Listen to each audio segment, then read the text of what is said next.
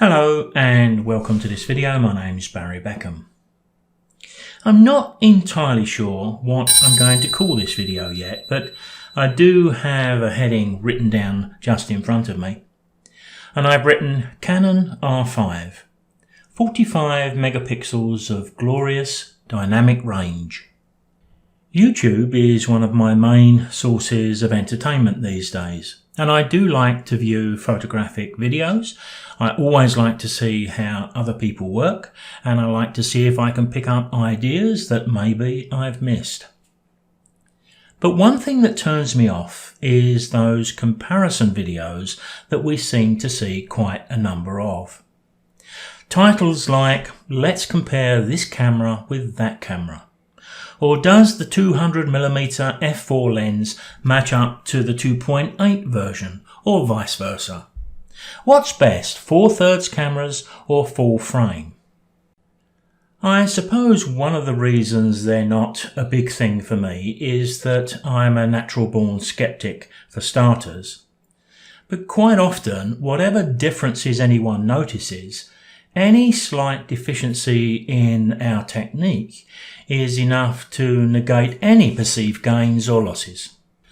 Now, perhaps there's another reason, because I need considerable experience with something, such as lenses, new camera systems, software, before I feel entirely comfortable demonstrating or expressing an opinion, or certainly one that I can defend.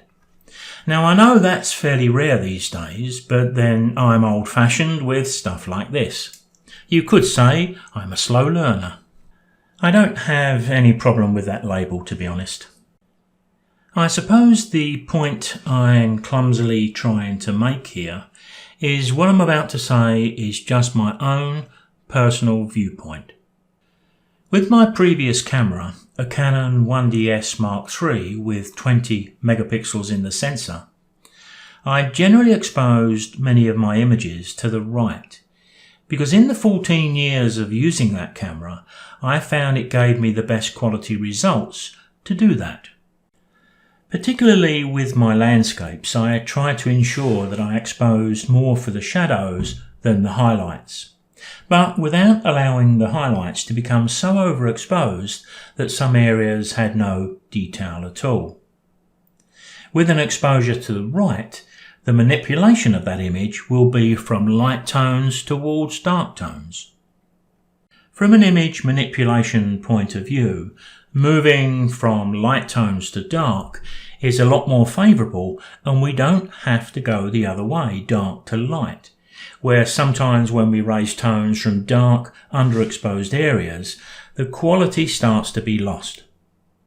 With my Canon R5, I do still like to use my automatic exposure bracketing methods of old.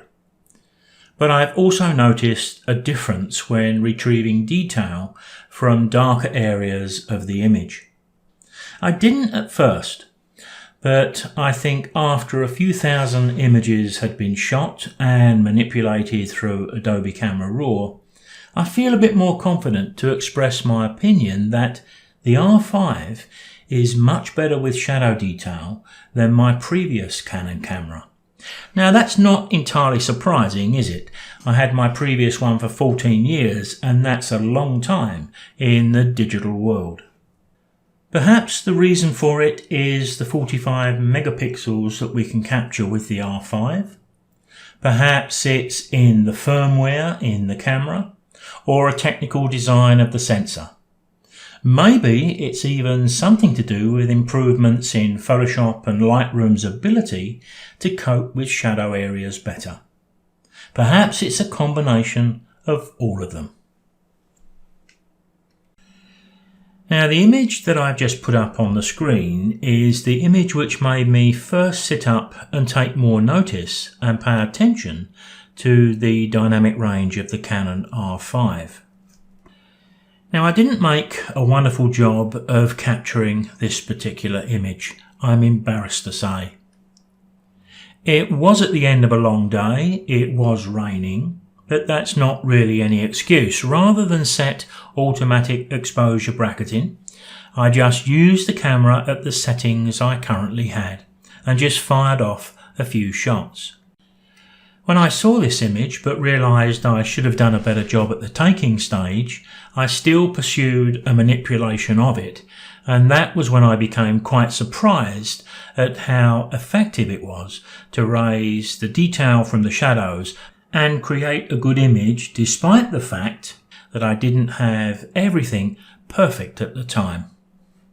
Now, I did make a video on this particular image at the time, and I'll link to that below. It's called Canon R5, the taking and the making. Let's take a quick look at the image I have highlighted here, taken with the Canon R5 along with the 100 to 500 RF lens. But here I've added a ×2 extender. So this is a 1000mm shot. As you can see from the technical data just below the thumbnail, I used 800 ISO at f14. Now f14 would be the widest aperture because we're using a ×2 converter. But take a look at the shutter speed. Just a 50th of a second. Now I was very nicely positioned, leaning on a wall, so I had my elbows on the wall, so I was nicely braced. But nevertheless, a 1000mm shot, handheld, at a 50th of a second is pretty good. I did make a video on using the ×2 converter with this lens handheld, and I'll link to that below too. You'll notice that I also used exposure compensation here to reduce the exposure by 1 stop, halving the exposure the camera suggested. So under these circumstances, we could expect some issues trying to raise detail from the shadow area in the background, because it does look a little too dark. Let's take a look at what we can do about that. With this image opened up into Adobe Camera Raw, there's 2 observations I'd like to make. The first of those is that what we're about to do here and look at is going to be absolutely identical whether you're a Camera Raw user or a Lightroom user. The second observation is an argument that says, well, why would you want to lighten the background anyway? Isn't it quite good that the background is dark and it throws the main subject forward? And I think that's a very arguable point here. But of course it wouldn't work very well with the subject of this particular video. So despite the fact that many would choose a dark background, what we're going to do is to throw some light on that. Remember, of course, that this image was shot at 1000mm, and to be able to do that, I cranked up the ISO to 800.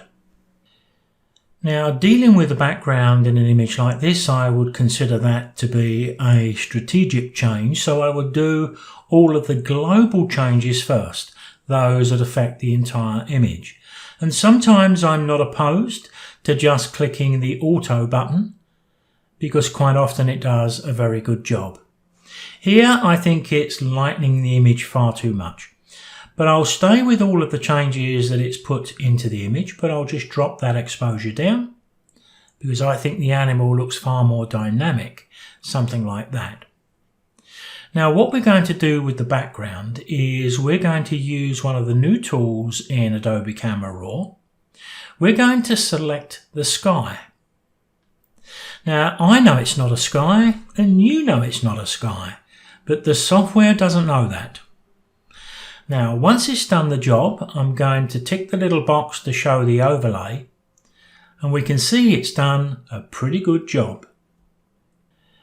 Now, a quick glance over the image, we can see that maybe we've got a little bit of an encroachment around the head of the animal. Maybe we've got a little bit along the fringe here, and even under the throat of the animal. But it's not quite as strong as the rest of the mask. So for the sake of this particular video, I'm going to tactfully ignore that. I'm just going to remove the tick in the overlay box, and I'm going to go down to the sliders, and I'm going to push up the shadow detail as far as I can, and I'm going to bring the exposure up on the background alone to a level where I think we can see the effect of any noise and the dynamic range. I think that looks okay. I think it could do with just a little bit of darkening along the top, but again, that isn't the point of the exercise. What I'm going to do next is to zoom in to at least 100%, and we can take a look at the noise in the background. Just before I do though, take a look at the effect of that mask. It's done a pretty good job, hasn't it? So as you can see here, I've zoomed in to 100%. We can see that down at the bottom left corner of the screen. I have selected a dark patch on the background, so we see the noise and any problems at its worst. And it's not bad at all. Even though I've brought up quite a bit of detail from dark shadows, I don't have too many problems here, certainly none that I can't deal with effectively. So what I'm going to do next is to go back to my general tabs, down to the detail, and in the noise reduction, about 45 I'm going to put in there, and you can see a remarkable difference to the background. Let me double click. You could afford to take it a bit further if you wish to. Be careful going too far though, because you can make things look a little bit too cartoon-like. Now we could have added noise reduction when we just had the background selected, but I think because I'd shot the image with 800 ISO, we probably needed to defeat some of the noise all over the image, but I think I'm willing to settle on something like 45 here, and I'll right click and fit the image back in view. Now I've been using my Canon R5 long enough to be pretty confident that the dynamic range is now much better than what I experienced with my previous Canon camera. Now of course that greater dynamic range impacts on noise and impacts on our ability to be able to deal with that noise. Here I have one more example, taken with the Canon R5 with the 100 to 500mm zoom set around about 360mm. f6.3, 800ths of a second, 400 ISO. So here we have quite a tricky exposure to cope with. We're trying to balance the highlights and the shadows in the bright Australian sunshine. So let's see how the Canon R5 fares when I knock down as much of those highlights as I can and raise the shadows. So moving to the highlights first, I'm going to take them completely down. And that does quite a job. Let me boost that temperature a little bit, warm things up, because that bright midday sun is making things look a little cool. We'd have to do some strategic editing on the bottom right corner, on the left hand side, a couple of highlights on the twigs in the background, nothing we can't handle. Now let's take a look at the shadows. Let's push them up to the maximum, and we can see how those shadows have been opened up underneath that turtle. So let's take a look. Let's go to that area, right click and zoom to 100%. Now we expect to see a little noise here because we're shooting at 400 ISO, but what we're not seeing is any of those little speckled colours that we often see. If we go down to the Details tab and we start to make some changes to the noise reduction, there are some jobs that we may want to do where we've also got to turn to the colour noise, because we often see little speckles of colour which really take the edge off the quality of our image. I'm not noticing that at all with the Canon R5. Now as we look at the original untouched image, I would be the first to admit that this isn't one of the most stunning images I've ever produced. But it certainly does meet our requirements for this particular video. And it's very confidence inspiring when we know we can draw up detail from dark shadows and not see any of the downsides that we're familiar with from the past. Now, looking at one or two examples I've shown here isn't really proof of one thing or another, as I tried to allude at the start of this video. But also, I'm not one to sing praises where it's not due. And I didn't go searching for evidence of greater dynamic range with my Canon R5. That found me after a year of practical use. I have to say it's very nice to be able to add greater dynamic range to all of the other positive aspects that I've found with the Canon R5. Can I encourage you to click my gallery link below and check out more of my images from the stunning Canon R5. I'll see you next time.